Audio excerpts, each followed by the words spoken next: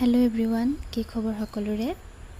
আজি আপোনালোকক মোৰ চাৰিযোৰ কাপোৰৰ অৰ্ডাৰ আছিলে, তো ভাবিছোঁ পেকিং কৰাটো একেবাৰে দেখাই দিওঁ। পেকিং মানে মই বিশেষ তেনেকৈ পেকিং কৰা নাই, মানে এনেই সাধাৰণকৈ পেকিং কৰিছোঁ। যিহেতু আমাৰ ওচৰৰে দাদা এজনে মোক কাপোৰ কেইযোৰ ল'ব বুলি কৈছিলে, ফোন কৰিয়ে কৈছে, ভিডিঅ' চাই বা ফটো চাই মোক কৈছে যে এইকেইযোৰ কাপোৰ লাগিব তেওঁ। তো মই ভাবিছোঁ সাধাৰণকৈ এটা পেক কৰি থৈ দিওঁ, যেতিয়া নিব তেতিয়া বাৰু ভালকৈ দিয়ে দিম। মই এতিয়া এনেই আপোনালোকক ভিডিঅ'ৰ জৰিয়তে কাপোৰকেইযোৰ দেখাম বুলি আৰু পেকিংটো এনেই দেখাম বুলি ভাবিলোঁ আৰু। তো এয়া দেখিছে, মই এইকেইদিন ভিডিঅ'ত দিয়ে আছিলোঁ কাপোৰকেইযোৰ। তো একেলগে চাৰিযোৰ কাপোৰৰে অৰ্ডাৰ পালোঁ, মোৰ ভালো লাগিছে। যিমানে যি নহওক, ভাল লাগে ন এনেকৈ একেলগে ভালেখিনি কাপোৰৰ অৰ্ডাৰটো পালে।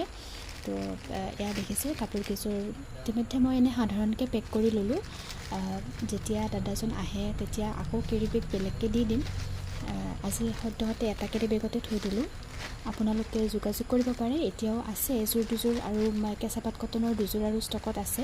আপোনালোকে লাগিলে জনাব, মোৰ ইনষ্টাগ্ৰাম বা ইউটিউবত চাই আপোনালোকে মোৰ লগত যোগাযোগ কৰিব পাৰিব। ধন্যবাদ।